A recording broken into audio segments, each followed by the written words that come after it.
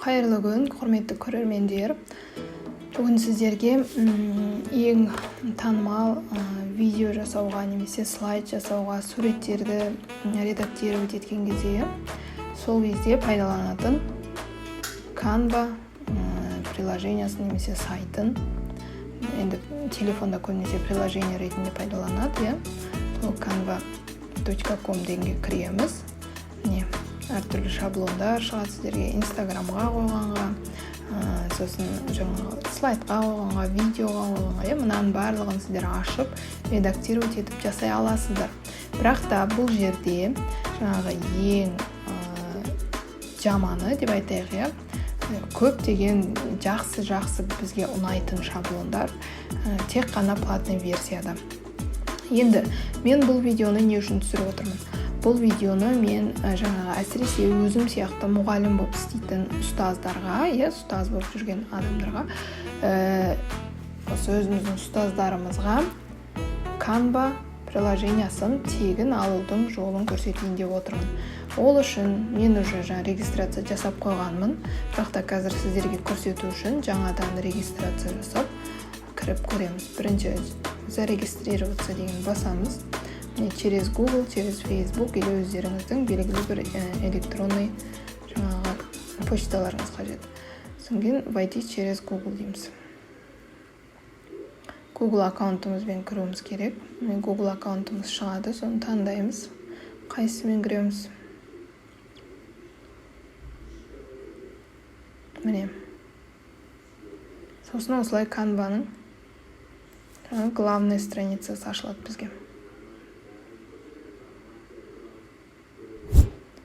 Күте тұрамыз. Для чего вы планируете использовать Canva? Не үшін қолданасыздар дейді. Сол кезде, мысалы, преподаватель ретінде деп таңдайсыздар. Содан где вы работаете? Өздеріңіздің жұмыс жасайтын нелеріңізді таңдайсыздар. Универ, жоғарғы, порта деген сияқты. Сосын получите бесплатную подписку на Canva для образования. Көрдіңіздер ме? Осы жерде енді сіздерге жаңағы не арқылы шығады? Образование деген білім саласында, яғни Canva-ны тегін қолдануға болады. Сосын мына жерде жазылып тұр міне. Премиум версиядағы бүкіл жаңа шаблондардың барлығы тегін ашылады. Мынаны таңдасаңыздар болады, немесе мынаны таңдасаңыздар болады, Начать работу дейік. Сразу начать работу дейік. Мына жерде расскажите нам немного о себе деп тұрады. Осы жерде енді название учреждения. Өздеріңіздің жұмыс жасайтын жерлеріңіздің атын жазу керек. Мысалы, мен Шарал бірінші мектеп деп жазам. Сайт школы. Мектеп сайтына өздеріңіздің басқа бір кез келген нелеріңіз жазсаңыздар болады. В общем, бұл не обязательно деп тұр, жазбай қойсаңыздар да болады. Продолжить дейсіздер. Соңген загрузите документ или фотографию документа, который подтверждает вашу педагогическую квалификацию или трудовой статус. Осы жерде сіздерге енді жұмыс жасайды деген мектептен справка береді ғой бізге. Сол справкаларыңызды осы жерге алып келулеріңіз керек. Выберите файлы деп тұр. Осы жерге жұмыс жасайды деген справканы қою керек. Менде ол бар мекен, сақталып тұр мекен. Жұмыс жасайды деген справка керек.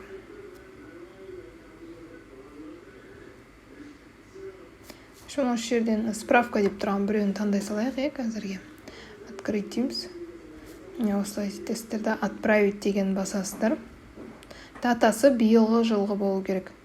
Содан отправить дегенді бассаңыздар, сіздердің жаңа 7 күннің ішінде информацияларыңыз тексереді.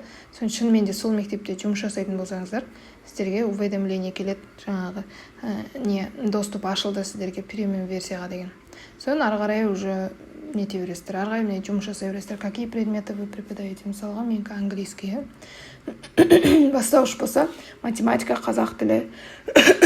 Соны таңдайсыздар, начальная школа, средняя школа деп тұр. Высшая школа. Высшая школа деп таңдап көрейік. 6 бар, менде 10 бар.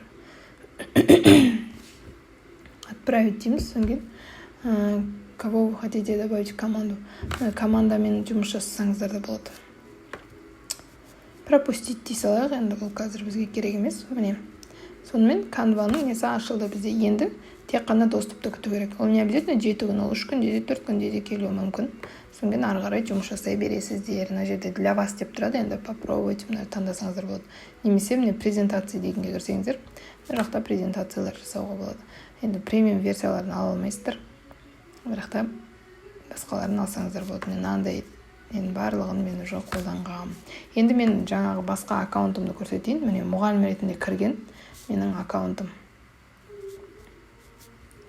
Мұғалім ретінде кірген аккаунтым.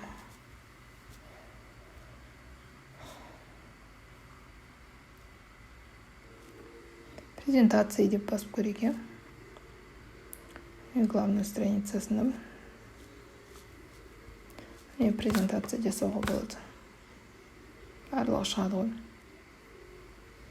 Не. Телефонмен жасаса да болады.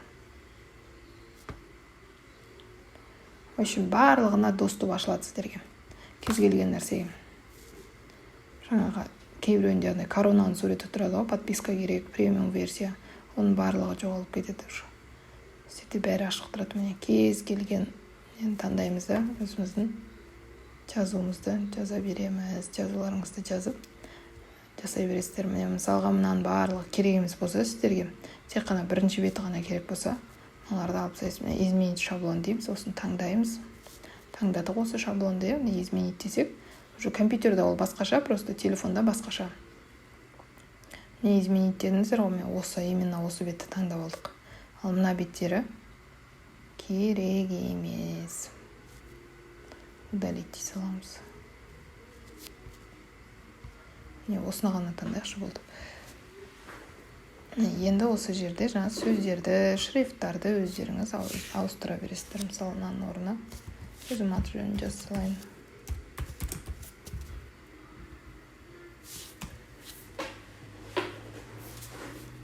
Енді ауыстыра берсін, контент creator деп. Мына суреттің орнына өз суреттеріңізді қойсаңыздар да болады.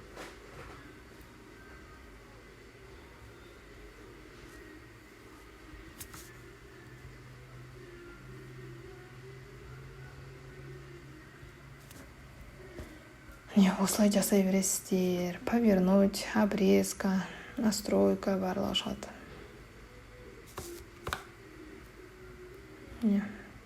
Четкость, яркость барлығын жөндеп аласыздар.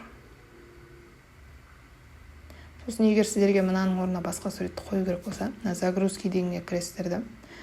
Міне мына жерде мен загружать етіп қойған суреттерім бар. Мысалға мынаны таңдасақ. Міне осы түседі ғой. Көрдіңіздер ме? Мынаның орнына мынау түседі. Енді бұны бізге не істеу керек? Анадай овальный қылып жазу керек, или заменить фон дейді, дублировать, ставить, копировать, форматирование деп тұр.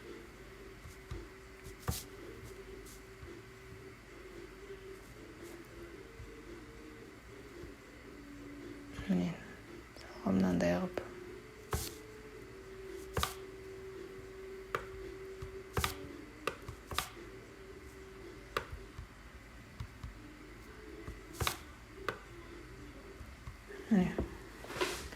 Түсті көрдіңіздер ме? Тура солай домалақ болып тұрады.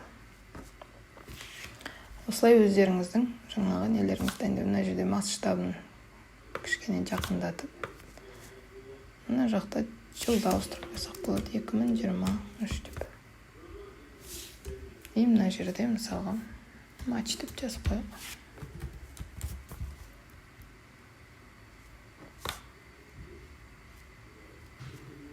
Мына жерге өздеріңіз почталарыңызды жазып қойсаңыздар болады, или Instagram аккаунт.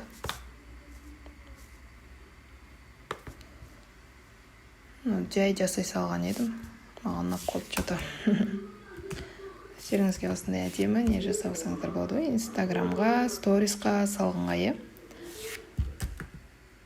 креативті, жай ғана бет сөздерді сол бір немен сала бергенше.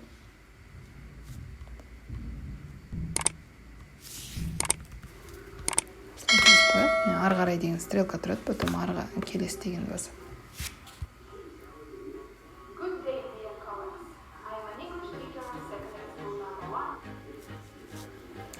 сізге Canva'да жасаған видеомды көрсетейін деген ғой. Good day, dear colleagues. I am an English teacher of secondary school number 1. Canva'да жасалған дайын слайд.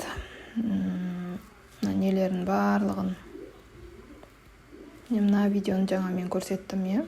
Осы видеоны пайдаландым, мына жерге жазуларын, суреттерді қою, жаңағы мындай настройкалардың барлығын өзім жасап, сосын соңында скачать еткенде MP4 деген таңдадым. Сол уақытта жаңағы осындай видео ретінде скачать етіледі.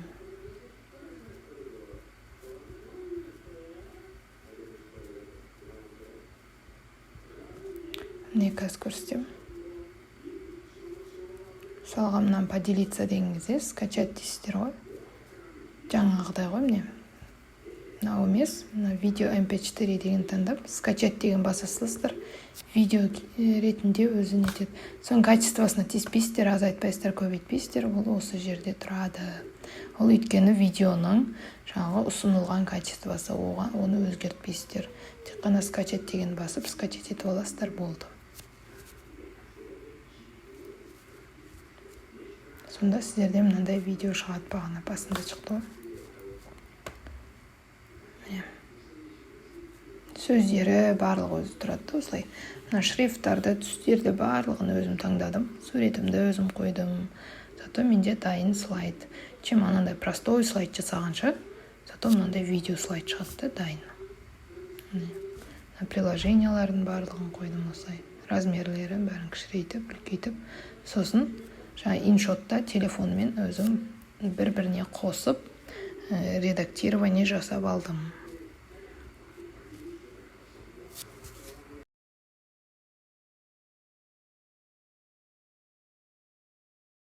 Сосын келесі дегенді басады, сіздердің стористарыңызды қарай береді. Енді бұны жаңағы сохранить етіп алу керек жасағанымызды.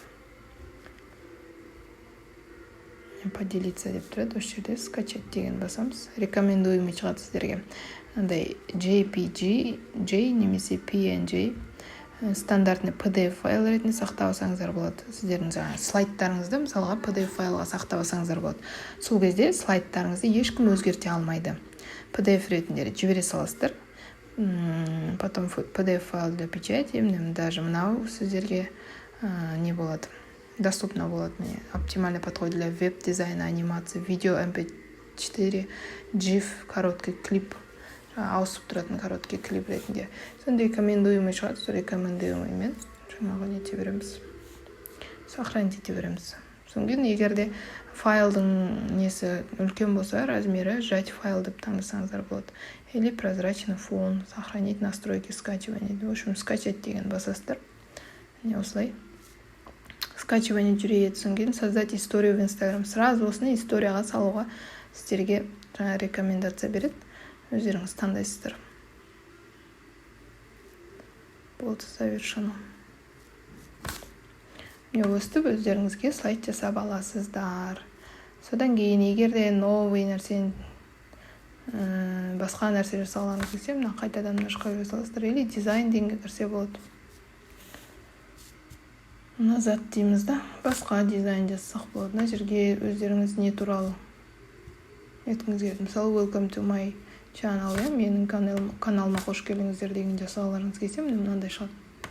Мынандай уже еду деп тұрса, значит, ол сіздерге education, білім несіне арналған. Білім саласына арналған деген сөз.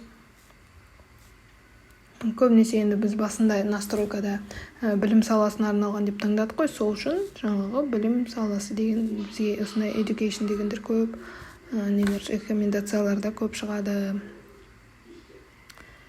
Мына жерде неше түрлі бар. Суреттерін, сөздерін ауыстырып аласыздар. Соңген жаңа историяда да бір нәрсені айтқан кезде, бір жаңалықты айтқан кезде осыларды пайдалансаңыздар болады. Міне бағана видео ретінде қысқаша өстіп тұрады, айналып. Стили деп тұрады. Соң элементтерін мына жерден нетіп алсаңыздар болады. Мысалға, мына жерге бір объявление жазыңыздар, мынандай телефонды алып қойып қойсаңыздар болады, мына объявлениені. Кішкентай кішірейтесіздер да, қай жерге телефонды қоясыздар, мысалға мына телефон болса, мынаның қасына өстіп қойып қоясыздар. Көрдіңіздер ме? Дайын объявление шығады. Сол мысалы мен пайдаланған нелерім, видеода пайдаланған слайд жасаған кезде сабақта пайдаланған заттарым. Мынаны пайдалансам болады. Үстінен басыңыздар деген сияқты белгі ғой. Осында ссылкаға бассаңыздар, жаңағы мынандай неге өтесіздер, мен YouTube каналыма өтесіздер деген сияқты. Мына маған керегі жоқ қазір, мына телефондан алып тастаймыз. Алу үшін үстіне басасыздар, корзинаны суреті шығады, удалить деп шығады.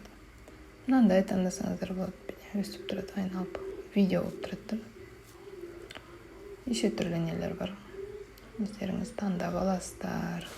Мынандай доставканың суреті, доставка бар. Мысалы, кафеге объявление жасайтын болсаңыздар, даже осындай болады. В общем, Canva'да неше түрлі нәрсе табуға болады. Рисовать, даже сурет салуға болады. Текст жазуға болады. Заголовок, ең басты тақырыбы, одан подзаголовок, одан основной текст жазуға болады астына. И сол жерде мынандай шрифттарды таңдап аласыздар. Мына тоже edu деп тұр, яғни education, бізге бұның барлығы доступ бар. Ең алғаш мен Canva'ға кірген кезде бір аптадай қолдандым, потом уже доступ өшіп қалды. Сосын неге мен осы мұғаліммін ғой, неге мен пайдаланбаймын деп өзімнің справкамды суретке түсіріп жұмыс істейді деген жіберіп көрдім. Сосын маған доступ ашылды. Негізі өмірде барлығын жасап көру керек. Сосын болса болады, болмаса болмайды деген сияқты ғой. Міне осы жазудың барлығын бүйтіп көшіріп аласыздар да. Мына жерге шығады, соны ауыстырып, осыны редактировать етіп, әдем жазулар шығады.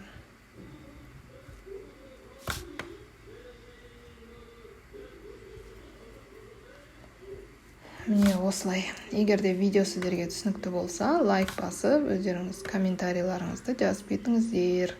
Мен барлығына қуанышты боламын. Мен еңбегімді бағалап, осылай кіріп, мен каналыма тіркелгендеріңізге мыңда бір рахмет.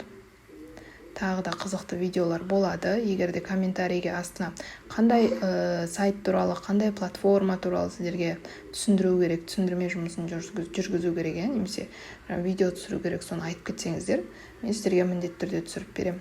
Содан кейін бағанағы подтверждение сіздерге өзі Canva'ға келеді, потом неге келеді, почтаға келеді. Соны подтверждение деген басасыздар. Сонымен міне осындай бесплатный подпискамен жұмыс жасай бересіздер. Видеоны тамашалағандарыңызға көп рахмет. Тыңдағандарыңызға көп рахмет.